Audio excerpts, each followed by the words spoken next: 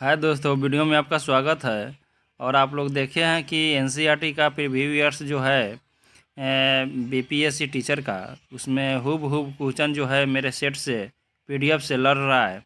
आप लोग इस वीडियो को फुल सपोर्ट कीजिए और पूरा देखिए, क्योंकि इसी से क्वेश्चन बनता है। आप कहीं नहीं जाइए दोस्तों, इस वीडियो को देखिए, जाइए मत, वीडियो को देखिए दोस्तों। यही आपको सिलेक्शन दिला सकता है और मेरा ही चैनल सिलेक्शन दिला सकता है, ये मैं वादा करता हूँ, क्योंकि यहाँ पे केवल एनसीईआरटी ही पढ़ाया जा रहा है। और हम भी पढ़ रहे हैं, क्योंकि मेरा भी बीपीएससी टीचर का एग्ज़ाम है। तो देखिए, हम नोट्स बनाए हैं जो कितना अच्छा है दोस्तों। और आप लोग अगर एनसीईआरटी पढ़े होंगे तो हूब इससे क्वेश्चन आपको देखने को मिलता होगा। तो चलिए, हम देर ना करते हुए क्वेश्चन की ओर चलते हैं और इसको याद करते हैं। ठीक है, तो चलिए हम देर ना करते हुए चलते हैं। यहाँ पे दिया हुआ है कि लैंगिक असमानता क्या है। लैंगिक जो है दोस्तों, लैंगिक असमानता क्या है? तो लैंगिक असमानता का मतलब है स्त्री पुरुष की जैविक बनावट नहीं, बल्कि दोनों के बारे में प्रचलित रुद्ध छवियों तदनुसार, समझे, सामाजिक भूमिका है। कहने का मतलब है कि लैंगिक जो असमानता है ना, वह समाज में पैदा हुआ है। कि वो लड़की है तो गुड़िया से खेलेगी, वो लड़का है तो वो गुड्डा से खेलेगा। ये सब जो है, ये सब प्रवृत्ति यहाँ पे आने के बाद पता चला है दोस्तों। यानी स्त्री पुरुष की जैविक बनावट तो सेम ही है, जैविक बनावट नहीं बल्कि जैविक बनावट तो सेम है, लेकिन जो वहाँ की कल्चर है, जो छवि है, रुद्ध छवि है मन में कि हाँ, लड़की साइकिल नहीं आ सकती है, लड़की गाड़ी नहीं आ सकती है। तो ऐसे में लैंगिक असमानताओं जो है उसको दूर करने के लिए यही सबसे बड़ी है कि आप उनको समानता में लाने के लिए सभी कुछ करना चाहिए। लेकिन यहाँ पे है कि आप देखते हैं कि लड़की है तो फ्रॉक पहनेगी और लड़का है तो शॉर्ट पैंट पहनेगा। तो यहीं असमानताएं देखने को मिलती है। चलिए आगे आइए, आगे क्वेश्चन देखते हैं। यहाँ पे दिया हुआ है नारीवाद क्या है। तो नारीवाद दोस्तों, औरत और मर्द के समान अधिकारों के अवसरों में विश्वास करने वाली महिला या पुरुष, समझे, औरत एवं मर्द के समान अधिकार को अवसर में विश्वास करने की महिला और पुरुष की बराबरी होती है, उसी को हम नारीवाद कहते हैं। ठीक है, आगे आइए। आगे कह रहा है कि नारीवाद आंदोलन कहा जाता है। तो किसे कहा जाता है? तो कह रहा है मूलगामी बदलाव की मांग करने वाले, मूलगामी बदलाव की मांग करने वाले महिलाएं आंदोलन में औरतों के व्यक्तिगत और पारिवारिक जीवन में भी बराबरी की मांग उठाई। ठीक है, महिलाएं ने बराबरी की मांग उठाई। इन आंदोलनों को नारीवाद आंदोलन कहा गया। नारीवाद आप समझे कि मूलगामी बदलाव की मांग करने वाले महिलाओं आंदोलनों में औरतों की व्यक्तिगत और पारिवारिक जीवन में भी बराबरी की मांग उठाई, उसी को हम नारीवादी आंदोलन कहते हैं। चलिए आगे आइए, आगे क्या है? तो आगे है कि दुनिया के किस हिस्से में महिलाओं की भागीदारी का स्तर काफ़ी ऊंचा है। तो आप देखेंगे कि महिलाओं की जो भागीदारी है वह स्वीडन, नॉर्वे, फिनलैंड और जैसे स्कैंडिनेवियन जो देश है नावली, उसी में ये सब अधिक नारीवाद जो है, नारी वो है जो ऊंचे मतलब कि स्थान प्राप्त कर चुकी है। स्वीडन, नॉर्वे और फिनलैंड है। स्वीडन, नॉर्वे और फिनलैंड है। कहाँ है? स्वीडन है, नॉर्वे है और फिनलैंड है। यह क्वेश्चन पूछा गया है, आप इसको उठा के देख सकते हैं। ठीक है, आपका एक क्वेश्चन पूछा ही हुआ है कि दुनिया में किस हिस्से में महिलाओं की भागीदारी का स्तर काफ़ी ऊंचा है। तो यह है स्वीडन, नॉर्वे, फिनलैंड में। ठीक है, आगे आइए। यहाँ पे नोट्स में है, कह रहा है कि देखिए महिलाओं में साक्षरता की दर अब भी मात्र 54%, और जबकि पुरुषों के 76%। कहाँ? भारत में दोस्तों। ठीक है, भारत में इतना ही है। आगे देखते हैं। आगे कह रहा है दोस्तों कि भारत का लिंग अनुपात कितना है? 919 रह गया है। 2011 की जनगणना के अनुसार लिंग अनुपात भारत की कितनी रह गया है? 919 रह गया है। ठीक है, चलिए आगे देखते हैं दोस्तों। कह रहा है आज भारत में ग्रामीण और शहरी स्थानीय निकायों में निर्वाचित महिलाओं की संख्या 10 लाख से ज़्यादा है। कितनी है? 10 लाख से ज़्यादा जो है ना निर्वाचित महिला हुई है। यानी महिलाओं की जो है ना स्तर क्या हुआ है, काफ़ी उठा है दोस्तों। इससे हम यही अनुमान लगा सकते हैं कि नारी का जो है स्तर काफ़ी उठा हुआ है। ठीक है, चलिए आगे आइए, आगे देखते हैं क्वेश्चन। आगे कह रहा है, आगे कह रहा है, किसने कहा धर्म को कभी भी राजनीतिक से अलग नहीं किया जा सकता। धर्म से उनका मतलब हिंदू या इस्लाम धर्म से नहीं है, बल्कि नैतिक मूल्य से या जो सभी धर्मों से जुड़ा हुआ है उससे है। तो यहाँ पे किसने कहा था, तो गांधी जी ने कहा था। और ये आपका 3.0 में बीपीएससी में पूछा हुआ क्वेश्चन है। आप नहीं होगा तो आप देख सकते हैं दोस्तों। मैं 100% कह रहा हूँ कि एनसीईआरटी का नोट से ही हम क्वेश्चन उठाए हैं, और आप देख सकते हैं कि इस पाठ में है कि नहीं। ठीक है दोस्तों, चलिए आगे हम देखते हैं। कह रहा है सांप्रदायिकता। आपको भरी भांति अगर बीपीएससी टीचर का तैयारी करते होंगे तो सांप्रदायिकता का मतलब आप जानते होंगे। तो सांप्रदायिकता क्या होती है, तो सांप्रदायिकता में क्या क्या आते हैं ये आप देख सकते हैं। धर्म को राष्ट्र का आधार मान लेना ही सांप्रदायिकता है। एक धर्म कह रहा है, एक धर्म के विचार को दूसरे से श्रेष्ठ मान लेना यह सांप्रदायिकता है। कोई एक धार्मिक समूह अपने मांगों को दूसरे समूहों के विरुद्ध में खड़ा करने लगता है, वही सांप्रदायिकता है।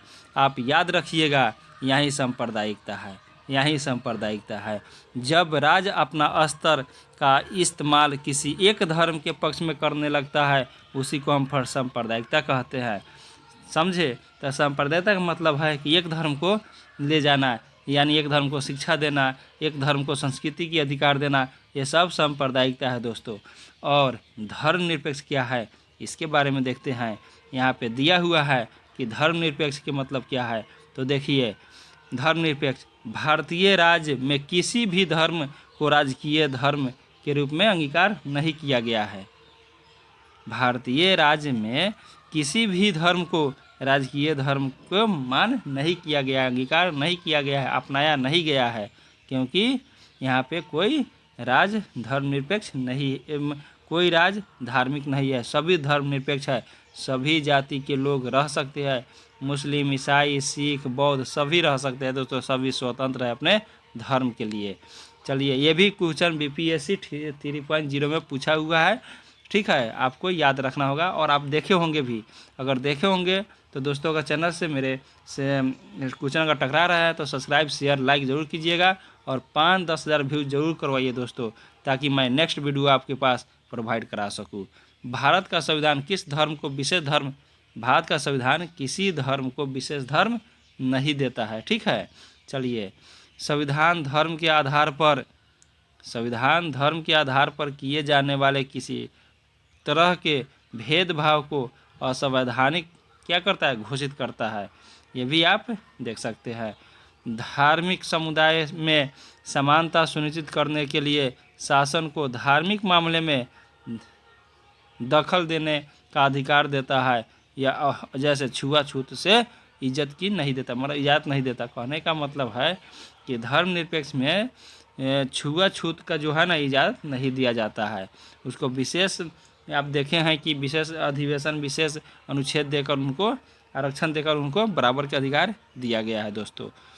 ठीक है, आपको समझ में आ रहा है दोस्तों? समझ में आ रहा होगा तो शेयर, लाइक ज़रूर कीजिए दोस्तों। देखिए, जाति पर, यह चैप्टर जाति पर ही है। जाति पर आधारित विभाजन सिर्फ भारत में देखी जाती है। आप जानते हैं कि भारत में अनेकों प्रकार के जाति है, तो यही कारण है कि जाति पर आधारित विभाजन सिर्फ भारत में देखी जाती है। ठीक है, आगे आइए। कह रहा है कि वर्ण व्यवस्था, तो वर्ण व्यवस्था क्या है, तो जाति समूह का पदानुक्रम जिसमें एक जाति के लोग हर हाल में सामाजिक पायदान में सबसे ऊपर रहेंगे, तो किसी अन्य जाति समूह के लोग क्रमगत नीचे की ओर रहेंगे। उसी को वर्ण व्यवस्था कहा गया है। ठीक है, उसी को वर्ण व्यवस्था कहा गया है, उसी को वर्ण व्यवस्था कहा गया है। राजनेताओं और समाज सुधारकों ने राजनीतिक भेदभाव से मुक्त समाज व्यवस्था बनाने की बात की गई है किसमें? तो कह रहा है कि ज्योतिबा फूले, महात्मा गांधी, अंबेडकर और पेरियार रामास्वामी नायकर ने क्या कहा है कि समाज को जातिगत भेदभाव से मुक्त करना ही हमारा मूल कर्तव्य होगा। तो ज्योतिबा फूले ने कहा, महात्मा गांधी ने कहा, BR अम्बेडकर साहब ने कहे और रामास्वामी नायकर ने कहे। आपको ये याद होगा। जाति ही सामाजिक सुविधाओं के गठन का एकमात्र आधार है। किसका है? नोट्स में दिया है कि जाति ही सामाजिक समुदाय के गठन का एकमात्र आधार है। ठीक है, एकमात्र आधार है। प्रतिशत के हिसाब से देखें तो 1961 के बाद किस समुदाय के हिस्सा घटा है? तो देखिए, हिंदू का भी घटा है प्रतिशत वृद्धि करने में, जैन का घटा है, ईसाई का घटा है, और बढ़ा किसका है ये भी देख लीजिए प्रतिशत में। तब प्रतिशत के हिसाब से देखा जाए तो 1961 के बाद समुदाय का हिस्सा बढ़ा है। किसका? मुसलमान का प्रतिशत बढ़ा है, सिख का बढ़ा है, बौद्ध का बढ़ा है, लेकिन जैन, ईसाई और हिंदू का घाटा है। आपको ये भी याद रखना है क्योंकि यह पूछता है क्वेश्चन दोस्तों, पूछता है। आपको बहुत ज़्यादा इस पर देखना चाहिए। और आपको वो भी देखे हैं कि महिलाओं की संख्या सबसे अधिक कहाँ है? तो नॉर्वे है, स्वीडन है और स्कैंडिनेवियन देश है। आपको याद रखना है। 2011 की जनगणना में देखिए, 2011 की जनगणना जो है वेरी वेरी इंपॉर्टेंट है। कह रहा है कि अनुसूचित जाति जो SC में आता है वो कितना है? 16.6% है, और वहीं अनुसूचित जनजाति 8.6% है। ठीक है, तो आप इसको याद रखिएगा। उसके बाद कह रहा है कि 2011 में भारत का विभिन्न धार्मिक समुदाय की आबादी, तो देखिए कितना कितना था। तो हिंदू था उस समय कितना? 2011 की जनगणना के समय 89.8%।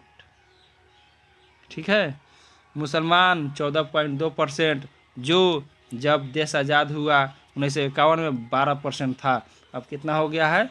14% हो गया, 14.2%। और यहाँ पे ईसाई 2.3% और सिख 1.7% हो गया है। समझ में आया होगा। चलिए आगे देखिए, आगे हम लोग देखते हैं कि आगे क्या कह रहा है दोस्तों। तो आगे है कि स्पष्ट है कि चुनाव में किसकी भूमिका महत्वपूर्ण होती है? तो जाति की भूमिका महत्वपूर्ण होती है। किसकी होती है? जाति की भूमिका महत्वपूर्ण होती है। आर्थिक असमानता का महत्व आधार किसका है? जाति का है। कह रहा है आर्थिक असमानता का महत्वपूर्ण आधार किसका है? तो जाति का है। किसका है दोस्तों? जाति का है। तो हमारा वीडियो इतना ही तक समाप्त होता है। अगर ये आपको अच्छा लगा होगा, इससे आपके एग्ज़ाम में 4 क्वेश्चन आए जो आप लोग इसको मार दिए होंगे। अगर नहीं मारे होंगे तो मेरा NCERT का PDF प्राप्त करना चाहते हैं तो आप मेरे चैनल पे आइए, चैनल को देखिए। और 5,000 अगर दोस्तों 5,000 वीडियो चला गया तो मैं कह रहा हूँ ना कि आपको 9th से लेकर मैं 12 तक सभी का PDF आपको प्रोवाइड करा दूँगा, फ्री में प्रोवाइड करा दूँगा।